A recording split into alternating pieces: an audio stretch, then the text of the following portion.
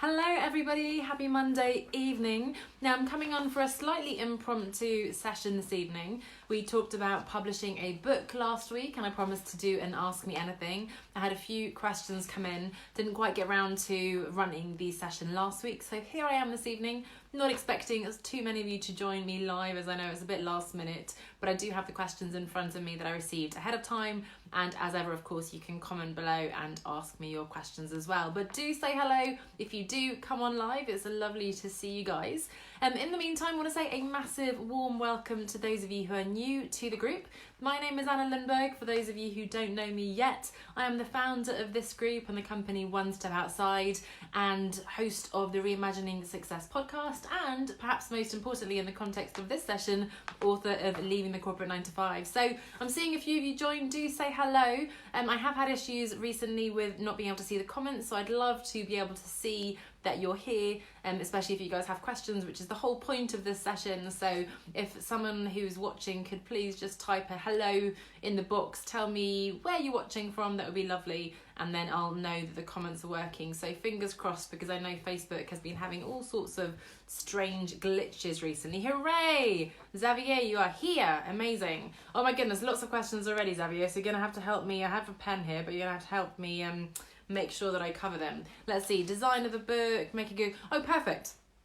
Lots to say about that, and I have a good website for you to use as well that I used, and some tips. I think I even wrote an article. Hello, Anita, great to see you as well. So already Xavier is diving in, so I'd love to hear from you, Anita, if you have any questions as well. I believe you've already published a book, Anita, so maybe you can share your insights as well. So massive welcome. I am going to start the session, and then you guys can just drop in your questions. It won't be quite as structured as our usual sessions. Obviously, usually I have a bit more planned content, but I do want to set the scene a little bit before I get into the more executional questions. So we're talking about writing a book, and last week I was mainly focusing on writing a business book, but Xavier, I know you're writing a novel, many novels, and this will apply to you as well. And my first point to you all is going to be, and this will come as no surprise to those of you who know me well, that I want you to think about what success looks like to you. Because, and I've talked about this before in the podcast last week, and I talk about it in general always, that, and Alina, great to see you as well. Welcome to the session. I wanted to be a writer for a very long time. My parents said, you know what, you can write in whatever job you do, but that's not true, because business memo writing is not the same as writing books. I used to write all these pretty horrendous old sort of teen romance fiction type of stories. I did sort of fake magazines. I did work on my magazine, university magazine at Oxford, a newspaper. I created a magazine. I've done all sorts of journalism courses, creative writing courses, and so on. And then finally, I can't remember the year now. I need to check with Serena, my co-author, but the two of us published a book together just after I'd left my 9-to-5 job. And it was actually, ironically, How to Succeed in Your First Job. Ironic, because those of you who know me, and as I said at the beginning of this session, my more sort of important, more substantial, and more dear to my heart book is Leaving the Corporate 9-to-5. So I've somehow managed to bracket the whole sort of employment experience from starting your first job to leaving the 9-to-5. Now I'll talk about my own experience of this, and again, you guys can ask me any questions you have, so let me know. We can go into any detail you want. But more importantly, I just wanted to set the scene again with asking, what does success look like for you? So is it that you want to be a New York Times best-selling author? Is it that you literally just want to have, and I should get my book, it's lying here somewhere, I'm going to dip out, hang on a second. You want to hold a physical book in your hand, which is a pretty incredible feeling, and just sort of for your own sort of personal enjoyment. Is it for your ego? Is it to build a credible platform, for speaking opportunities, to be featured in the media? Maybe you're starting a new field, a new career. Great, Joseph, great to see you. And I love, Joseph, how involved you're getting in the group. So really excited to get started with you as well. But this is definitely a topic that could be interesting for you as well. So I'm just talking about defining success for writing a book, right? So what is the reason why you want to write? because that is so important to keep motivated, because as I'm sure anyone who's tried to write a book will know, it's not so easy. It takes a lot of work. Writing, to be honest, especially with a business book, but I'd say probably any book, is only the teeny tiny tip of the iceberg. And then you have, as Xavier was saying, the design of the cover, the editing, the content editing, the copy editing, the proofreading, the printing, the publishing, the marketing, massive. And so, and not to mention, if you want to go that route, finding an agent and, you know, finding a publishing contract and so on. So lots and lots to do. So you damn well better make sure that you really care about this and that you're really motivated. So number one, to find what success looks like for you. Someone once said to me, and this really helped me to stop procrastinating, that you know what, your first book is not going to be a bestseller. Okay, a bit of a slap in the face, but pretty helpful, realistic advice. It could be a bestseller, but don't worry, and that takes a little bit of the pressure off. And ultimately, you know, as writers, we want to write. So as long as we're writing, that's a pretty good first step, I'd say. So again, think about what success looks like for you when it comes to writing. I know, Xavier, that is your goal, and that's something that I'd like to segue into right now, because I know those are the questions that came, and I will address them as much as I can from a theoretical perspective at least. But I'd love for you to dig deeper, Xavier, and ask yourself, why is that your goal? Why do you want to find an agent and a publishing contract? So what do you think that's going to give you? Is that really ultimate success for you? And if so, what are the reasons for that, right? So what is it that you're trying to achieve by getting an agent and a publishing contract? So Xavier has very nicely helped us to get into this first question, and in fact several questions that I got around how do I get an agent, how do I get a publisher, and also how do I deal with rejection if I don't get these things right, and if I send it to 10 different companies and no one wants it. Now, first of all, getting a traditional publisher, the benefits would be obviously that they will market it for you, they'll edit, they'll design, they'll invest in you, they have the credibility, the reputation of an established publishing house, and that helps you with readers, it helps you with the stores and so on, right? Now, I think, and again, Xavier, I'd love to hear from you what your thinking around this is, but I think many of us think we need an agent, right? And not knowing so much about it, that might be something that seems like a really important step. However, I spoke to my publishing contact just the other day about this, and she was saying that first-time authors, to be honest, don't really need an agent. Now, the benefit of an agent, in a sort of nutshell, is that they can negotiate your contract and so on, and that's not so important for the first time.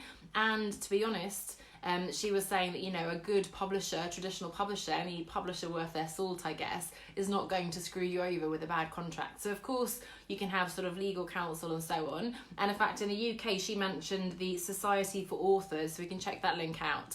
But there are organisations that even potentially for free will help to check the contract and make sure it's up to scratch and so on. So just to challenge you there, and maybe you don't need an agent, certainly for your very first book. Now then again, in terms of getting a publisher, and I'm just sort of skimming the surface here, so everybody, whenever I say something that's interesting, do poke me or dig deeper if you have more specific questions, and I'll do my best to answer them. But going to a publisher, the easiest thing she said was to literally just go on the websites, right, and find the right contacts. She mentioned a couple of people had approached her on LinkedIn, and that's fine, assuming you have researched the publishing house, researched that individual person, and then you send a very polite, humble, genuine message, right? What had happened in this case was somebody had, I guess, blasted out a message to anyone in publishing. It was completely irrelevant to the type of work that she did, and it was a very arrogant, sort of salesy message, right, which isn't very helpful. So if we're trying to get in touch with publishers, a great way to do that, I think, is to connect on LinkedIn. It's something that I teach anyway in sort of my coaching in my business world, and it's great to hear that that works in publishing too. Reach out on LinkedIn, follow them on Twitter, but most importantly, look at, your favourite books on your shelf, look at who the publisher is, find out who the editors, who the people who've been working in are, and then sort of start building those relationships sooner rather than later, because it's always a bit difficult to sort of desperately build those relationships when you're urgently wanting a publishing contract, whereas, you can start sort of sowing the seeds right now. But have a look at the type of books they publish. Because if I'm a publisher, let's say one step outside, which is in my publishing house, if I publish business books, career coaching, personal development and so on, if Xavier comes with his detective novel, crime thriller, whatever it is, I'm going to say, Xavier, that's not very relevant to me. I only publish business books. If you're lucky, I'll say that. If you're unlucky, I'll just ignore you, right? So researching who you actually want to get published with is absolutely critical. However, again, and I haven't seen your answer yet, Xavier, so I'd love to hear your answer. And sorry for picking on you, but you're the one who I know has been really pushing for the subject, and I'd love to dig deeper with you and understand what is the reason why you want to get a traditional publisher.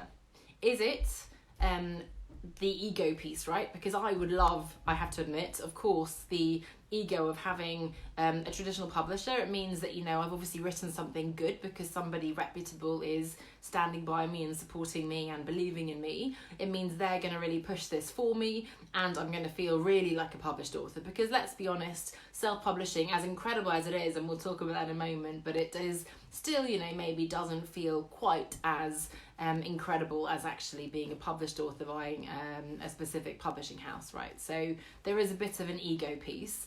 It might be that you work in a sphere, I don't know, academic, for example, and Anita's now talking about her PhD, so I'll see what she says in a second. But it could be in your particular world, it's really important to have that formal publisher, right? So it doesn't really work if you're publishing yourself. Let's just see. Anita is saying, whoops, I'm spinning the camera around, apologies. My book was an edited version of my PhD. I had to pay for some of that process, and some of the motivation, aside from having a book in my hand, was about having an academic publication record. Yes, so exactly. So academically, that's a really important authority piece, isn't it? Credibility. Currently, I'm contracted to write 2 chapters for a book on the history of New Zealand foreign affairs. It's a novelty to get paid to research and write for a book. Yes, exactly. That's interesting because, there are lots of sort of schemes, and some of them kind of a bit fishy. Oops, lots of comments coming in, so I just need to make sure I'm keeping this. And they tend to want you to pay, right, to be part of a book. I've had a couple of guys approach me several times where they're saying, it's a book about coaches, and we're all sharing our frameworks, and I have to pay, I don't know, $800 for the honour of being in this book, which, okay, they're going to handle the marketing and so on, they're going to guarantee me bestseller status. Personally, I prefer to have control over it myself. There are also other services where they do really end-to-end. I need to think of some of the names. I think there's one called The Box or something. They literally, there are book coaches that will charge you $10,000 to just coach you through the writing process. There are end-to-end agencies that will handle the entire process for you. There are people who will just talk to you. So I could interview Xavier, for example. I then transcribe that. There'd be editors and so on. They would craft that into books. It's almost like ghost written, but it's pulling out the information from you. So of course it depends on how good a writer you are and what you're trying to write. I haven't thought too deeply about writing a book that is not for academic reasons. So I'm interested to know more about your process of writing a 9-to-5 book, Anna. Okay, I love the question. What were your motivations? Are your expectations breaking even? Great question. Oh, so many things to talk about here. So thanks so much for the question. So my motivation, I started, I'm not sure if you were there, Anita, when I started the training, was that I've always wanted to be a writer though. So for me, just having a book, writing, is a motivation in itself. I had a lot of books, I must admit. Initially I think I wanted to write creative fiction and so on, but I think that's been pushed a little bit to one side. I still have an idea for something that I'd love to do, sort of a family memoir kind of thing, but that's maybe a future project for me to do. But for me, having written something and writing in itself is already an incredible motivation, right? Then in my case, and that's what we were talking about last week on the podcast and so on, I was looking at writing something for my business. So I was looking at establishing my credibility, being able to say, look, I'm the author of this book. And in fact, the idea I had was much more sort of philosophical and big picture and the reimagining success topic. But I found myself taking so much time, procrastinating, trying to fit all my world philosophy into that one book, that what I decided to do was break it into 2 steps. One, which would be publishing this one, and then second would be more the bigger reimagining success. The reason for that was, as you may know, Anita, these are a collection of interviews with other people. So my feeling was, this is kind of a quick, and I don't want to say quick and dirty because it's still a quality book, but a relatively quick way to get something out there. It wasn't just me writing. Let's see how many pages there are. 272 pages of content, although I definitely had a lot of content on my computer. But it was really, stripping it back, keeping it really simple, focusing on these stories and me just kind of framing those and putting them out there. So for me, writing in itself is a motivation, always will be, and I want to write more. But the business was another. Specifically, this book then feeds into my 1 Step Outside the 9-to-5 program. So it has Obviously it's a natural next step because it's all around leaving the corporate 9 to 5. It has some opt-ins in there for a video course, which I probably need to update because it's been a year or so. At the end of each chapter, it says, you can visit onestepoutside.com/9 to 5 book, and then you'll get the video series, you can join the Facebook group and so on. So for me, it's really feeding into that program as well. And that's, a really concrete, specific motivation and reason why I wrote that book. So I hope that answers your question for that one. I'm going to have a sip of water. Apologies, I think I'm coming down with a cold, so my throat is going a bit... We'll see how long we last here. Excuse me. So, as Xavier said, I found a list of publishers in France. I'm checking the ones who are active in crime novels. Publishers will help with the editing. Yeah, absolutely.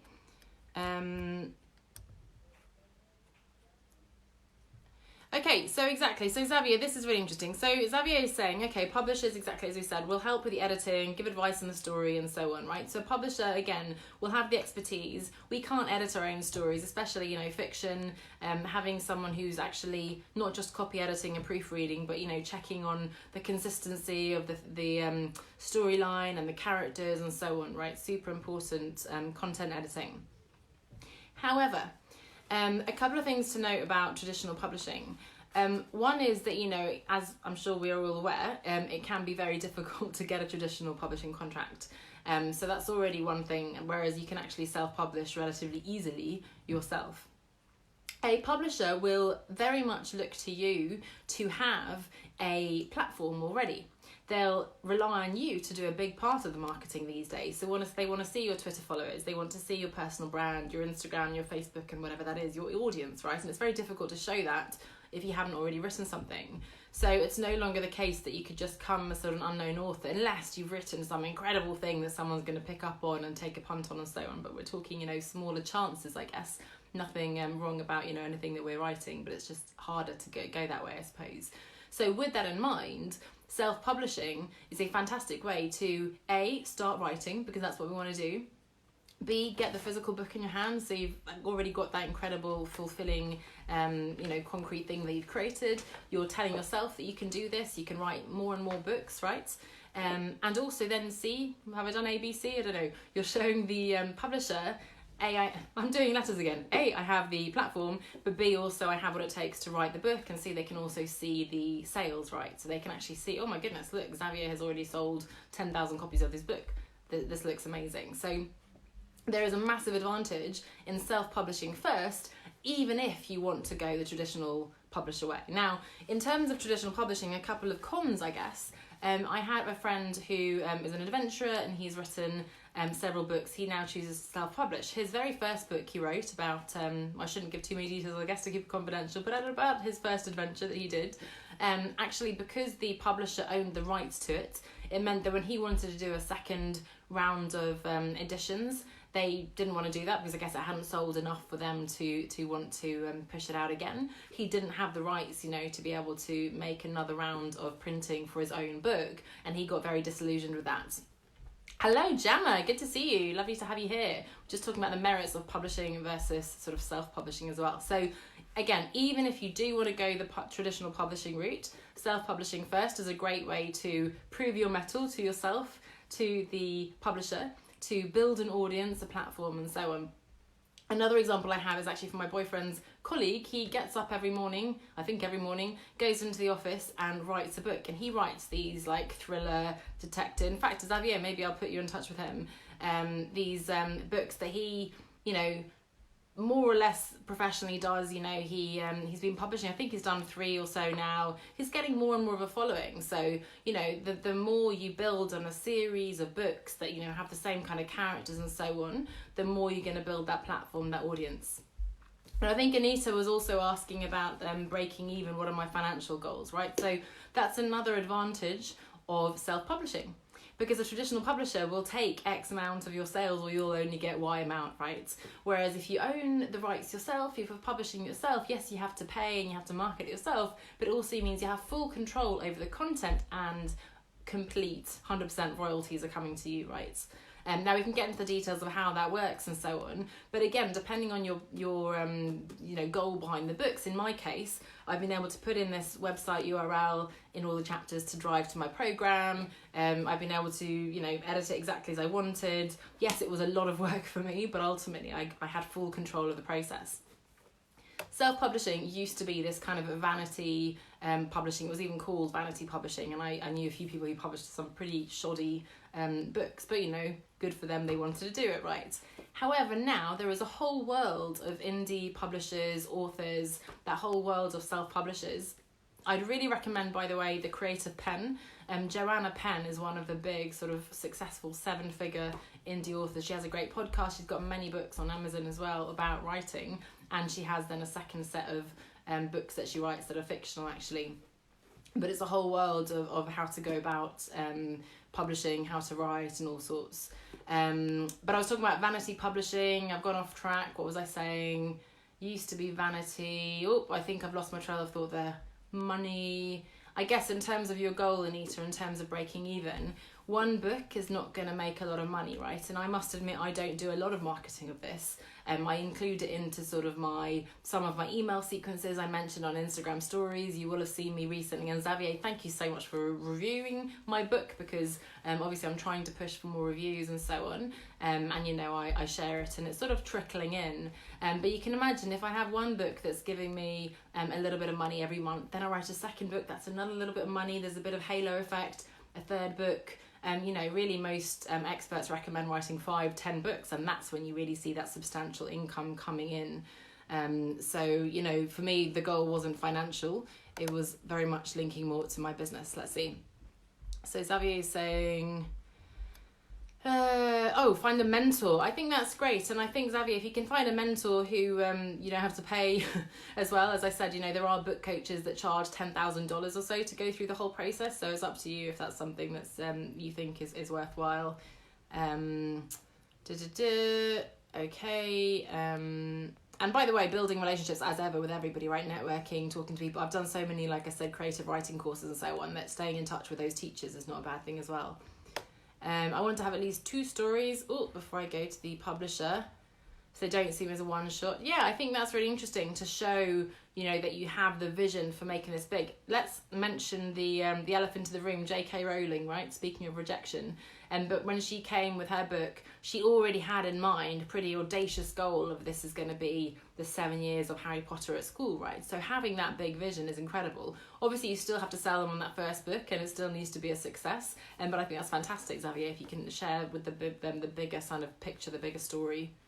As soon as I'm done with the first draft of the first book, we'll start the second book. By summer, I've got 2 first drafts. Re-edit yourself. Thank you for reminding me. That's what I wanted to say. So vanity publishing used to be a lowly kind of, do-it-yourself, poor quality, not particularly respectable, right? Now, self-publishing is a whole industry, and I definitely recommend getting a professional editor, proofreader, book cover design person and so on, right, depending on where your skills are. So my first book, I don't think I've got a copy of that here, unfortunately, How to Succeed in Your First Job. You can find it on Amazon. I edited all the content myself, and my friend Serena, my co-author, actually did the book cover design. To be honest, I think it looks pretty okay. It's not going to be winning any awards anytime soon, but it did the job, and again, we had full control over the process. This second one I also published on Amazon. So it used to be on something called CreateSpace. It's all now on Amazon and Kindle. The paperback and the Kindle version are all on demand publishing, which means basically, it's not that I have to order 10,000 copies and then sell them, but actually whenever someone orders, they get printed and sent off, which is incredible. So, and then I get a fee. But if you have a professional design and professional editors and so on, you can absolutely come out with an incredible high quality book. And not to blow my trumpet, so tell me what you think of this, and I'm sure I don't have the exact layouts and things that I would have done if I'd worked with somebody, but I actually did all this myself, the editing and so on. It was a complete pain. I will never again do that. The formatting, I cannot tell you, getting the page numbers, the section titles. I've got the title of the book, Leaving the Corporate 9 to 5, and then I've got the title of the section. I've got the page numbers on some pages. I don't have the page numbers. I mean, my goodness, it was a complete nightmare unless you're like a Word expert. So definitely get the professional guys to help you out. Oh, Xavier, I write in French. I need to find a translator. Oh, okay, so that's a really tricky one, Xavier. And to be honest, I know that translators don't earn a lot of money, so that's hopefully good news for you because it means it shouldn't be too expensive. But definitely, obviously, finding someone, it's not like just translating a corporate text, right? It's actually translating a novel and a story, and it's a tone of voice and so on. So I can't personally recommend anyone for you there, but obviously there are expert agencies that can do that, and I just make sure you choose the right kind of translator, unless you want to. I guess you start out with publishing in French, it sounds like. So that's great, Xavier. So, but something interesting to think about. You mentioned the book cover design. So I want to share, I also write actually articles for something called 99 Designs. I got my logo design there, I've done my book cover there as well. So it's basically crowdsourcing designers. I put in a brief.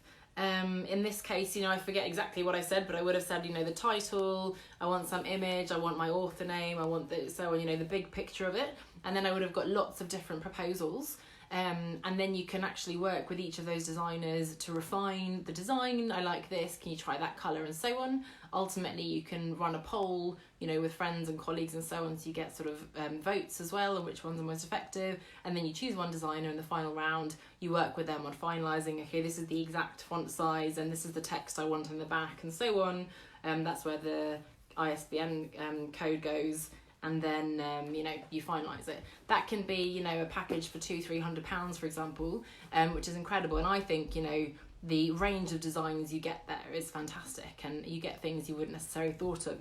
I need to see if I can pull up the old designs that were submitted, but there are some, obviously, for me, like a 9-to-5 clock design. There are some more corporate kind of designs, more pictures, more images, and so on. Like with my logo as well, my Dreamcatcher logo, some were very literal, some were more graphic and so on. In terms of cover design tips, Xavier, I do think, I will definitely put a link to 99 Designs. I'll also put a link, I believe I wrote an article on 99 Designs about designing a cover for your book. Obviously, I can help you as well with sort of briefing that in. But what I'd recommend to do, and this would be the same if you do a book cover or a podcast design cover or whatever it is to look at that genre that you have. So go onto Amazon, look at the virtual shelf. Let's say you write, teen, vampire, romance fiction, right? It's really important to get a feel for what those covers look like. Excuse me, I got overexcited. If you imagine the kind of, what's it called, those Barbara Cartland or whatever, those like romantic sort of bit too explicit, sexy books, the kind of literature that older women, let's say, read, I believe, or sort of maybe even the 50 Shades of Grey style of book. There's a certain look. You've got the woman with her bosom out and the man, the big, strong, burly, hairy man, whatever it is, right? So that there is a certain look, and it may be that you feel like you want to stand out, but bear in mind you have to play by the rules of the category first. So, if I was doing this corporate business kind of book and I put a vampire, obviously not a vampire, but you can get the picture, right? If I had like a big bosomed lady on the front, it probably wouldn't necessarily fit in. Now I could choose to go completely crazy and stand out, right? But in my case, it was important to look at, okay, for example, Tim Ferriss's The 4-Hour Work Week, or there's another book called The Escape Manifesto, see some other books and so on, and see what are kind of the cues, maybe the colour world, is it illustrations they go for, is it for photos, is it more graphic and so on. So look at the category you're playing, look at that virtual shelf, and make sure you're fitting in there. Then you can look at things like standing out. And of course, bear in mind, especially on something like Amazon, you have such a small thumbnail that's really important to make it, the visual cues, the images, the text, and so on needs to be really big. And that's amazing that that's one of your passions, Xavier, because that's how you're going to learn. And I'm sure you already do this, but take pictures of the ones you like, right? See, okay, I wonder why my eye was drawn to that one. Is it the colour? Is it the sizing? For example, here I've got, it's a trivial thing, but I've got the name at the top, and usually I would prefer to have the name at the bottom. With this particular design, it just happened to work that way. If you're doing a series of books, maybe you want to make sure that they all kind of look, beautifully consistent across the shelf. Bear in mind as well that you can always change your designs. Now, that's not necessarily ideal if you've got like an incredible bestseller or whatever, but if you're just publishing your first version, later on, when you're a massive best-selling author, you can definitely invest in better designs. You can maybe have learned more, you have updated your vision for the series, whatever. You can always change your cover. So don't you worry, it's not something you have to stick with the rest of your life. I'm going to look at my notes and I'm going to try to scroll through the questions if there are more specific things. So throw more questions at me in the meantime. Full control. So a couple of things. One question I had was around the mindset, right? So I mentioned J.K. Rowling. So the mindset around rejection. If you are contacting lots of agents and publishers, despite, me saying that that's not necessarily the right thing, think of J.K. Rowling. She covered, what did she? I want to say like 11. That doesn't even sound like a lot. 30 publishers? Let's find the number. She contacted so many publishing houses, rejected by all of them, and ultimately, somebody found the story, realised how incredible it was, and the rest is history. So, as with anything in business, in life, be perseverant.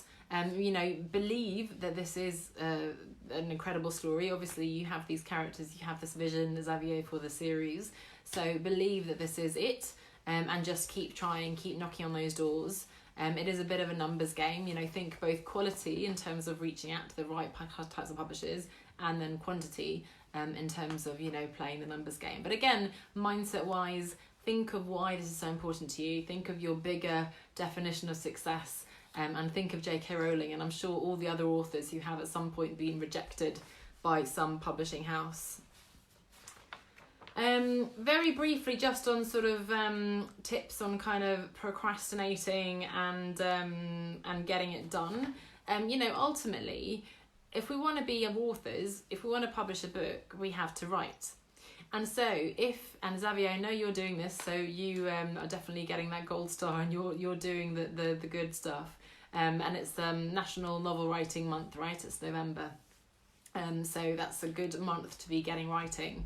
But if you want to be a writer, you have to write. So if you, like me a few years ago, said to yourself, I want to be a writer, and you then look at your day-to-day, your calendar, and you see, actually, there's no point in my day, in my week, when I am ever writing, then there's something wrong there.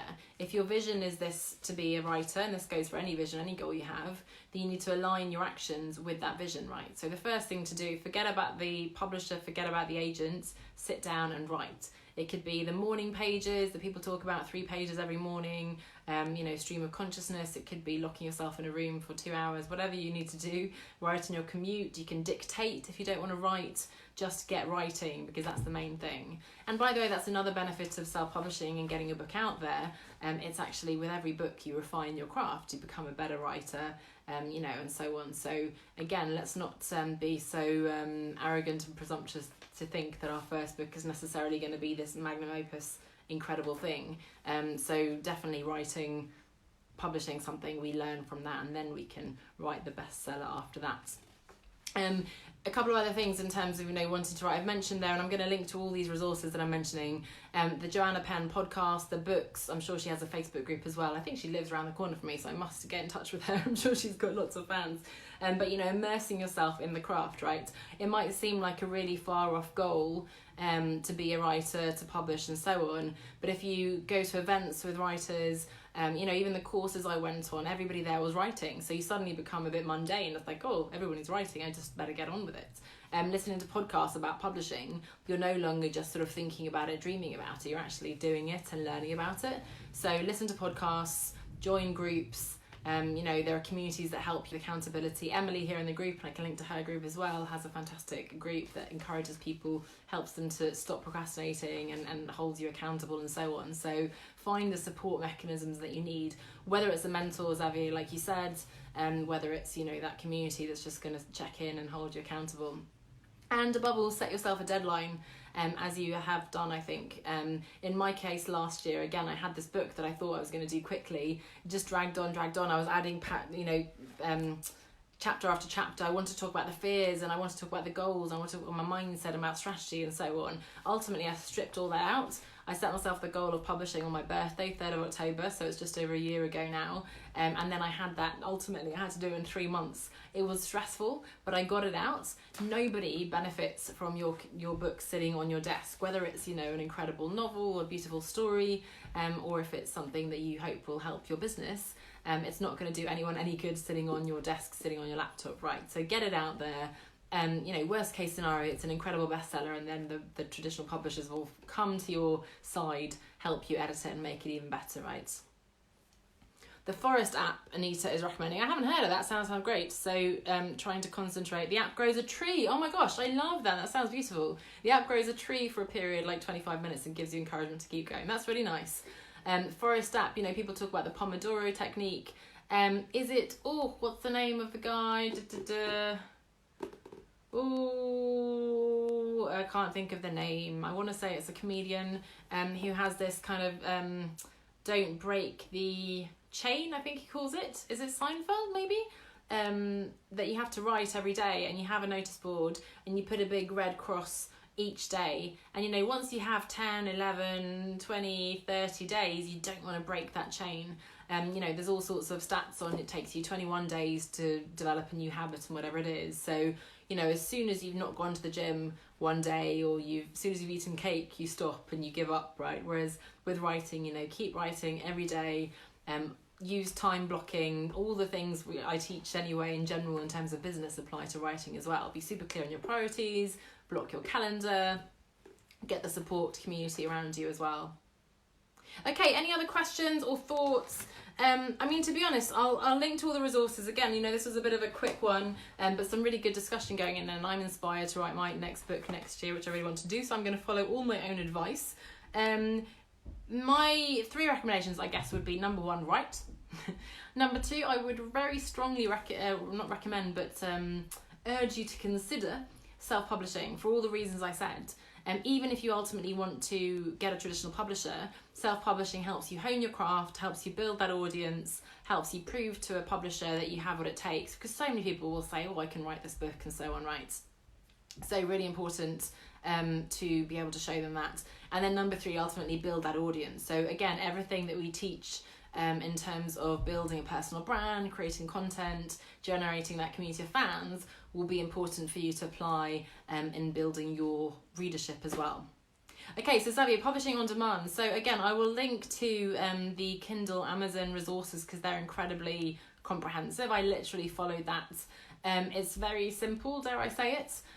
You can then download a template, for example. I actually wrote, I think we've talked about this before, I wrote directly into the Word template for the book, which I wouldn't recommend. You know, there's Scrivener, which is an app especially for fiction, where you can organise your notes and your characters and draw the lines for the storyline and so on.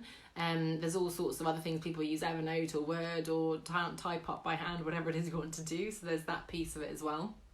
I literally use the template, typed it straight in there. There are templates for the cover design. You brief the designer, in my case on 99 Designs, to do that.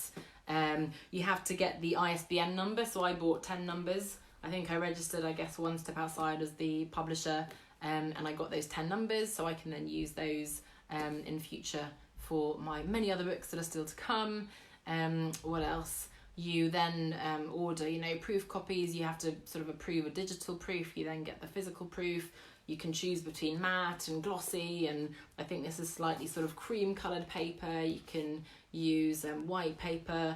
There are all sorts of websites and blogs and forums that tell you the kind of fonts you should be using for crime thrillers, for business fiction and so on. And, you know, again, use, if you are going to do a lot of it yourself, then use the books on your own shelf. I looked at, you know, okay, and I Googled, of course, you know, okay, they've got the title page, I've got the dedication, I've got here the ISBN number, the copyright, and then the table of contents and so on. So again, I'm not saying you should do everything yourself, and if you have a lot of time and no money, then that's definitely a possibility. It's just very painful. If this is not, you know, a massive priority for you, it's more of a fun kind of hobby project, then probably I might recommend that. If you want to be a professional, credible business author or PhD academic author and so on, probably you want to invest in proper editors and so on, and also, you know, novels. Again, I believe my friend who's writing all these sort of crime books uses just like someone, you know, a friend to do the cover, another friend to edit and so on. His name was spelt wrong on one of the books. Can you believe it? Pretty outrageous. The one error I caught, in fact, a friend of mine, a uni friend, caught in my book was that I wrote, this is the page, In fact, I have an old copy. Goodness, I'm going to tell you a secret now. On page 16 of my book, the original sort of 20 copies that I published, it says that I started at my job at Procter & Gamble on the 1st of February 2017. And none of the people who I got to proofread, including myself, realised that was wrong, because it was actually 2007 that I started, not 2017. But that was corrected, again, within a Kindle version, with an online, you can very easily change that, correct it. And I like to think that nobody has been harmed in the process of reading my book with the wrong year on page 16. So, I have to let go a bit of my perfectionism and realise that, again, better to get something out there done is better than perfect. So that is a big question, Xavier. Again, I'm happy to answer any more follow-up questions, but I'll link to all the resources that I've mentioned. I will just give a final scroll up, and then I think I need to give my throat a rest. I'm going to get that Forest app, Anita. Thanks for that recommendation. That sounds great. Publishing. Oh yes, which agency? Yeah. So no agency, Xavier. It's all done via Amazon. Now, I only publish on Amazon. You can choose to push it out to other shops and so on, and obviously there are other e-readers and so on. I just happen to be a Kindle user, and obviously Amazon is the biggest platform for books, certainly in English. I think I've covered everything. And great again that you're speaking to that mentor who's already written 7 to 8 novels. Sorry, I'm spinning the phone. Perfect. I think I've covered the questions that have come in. Again, happy to do a follow-up, but hopefully that's sort of answered. I know it was a topic that a few of you are very interested in, maybe not relevant to the whole group, although I would recommend to everybody to consider writing and publishing a book.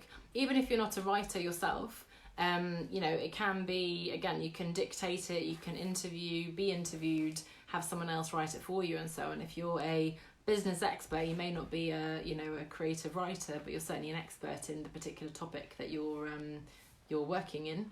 And it's a great way to establish your sort of thought leadership and authority in that particular area. It's great. Thanks so much for joining. I've seen lots of you hopping on and hopping off. So we'll tag some of you in the replay as well. I'll share all the resources, and then I look forward to hearing any other questions. Seeing you join, Anne. Great to see you. I'm just wrapping up now, in fact, so you'll have to go back and watch the replay, I'm afraid. But hopefully lots of valuable content to all of you. Lots of ideas around self-publishing, traditional publishers, and a few resources that I'm going to share as well. So food for thought, obviously a massive topic, but hopefully that's given you a little bit of insight and maybe an urge to consider as well, to reconsider whether you actually need an agent and a publisher as well. So thanks so much, everybody. Really nice to see you, and I'll see you soon for other workshops. So just a bit of a sort of an extra Ask Me Anything session. Really fun. Hope you enjoyed it too, and I look forward to seeing all your books very, very soon in the group and on Amazon and whatever other stores you choose to publish. Thanks so much, and see you soon. Bye. Have a good evening.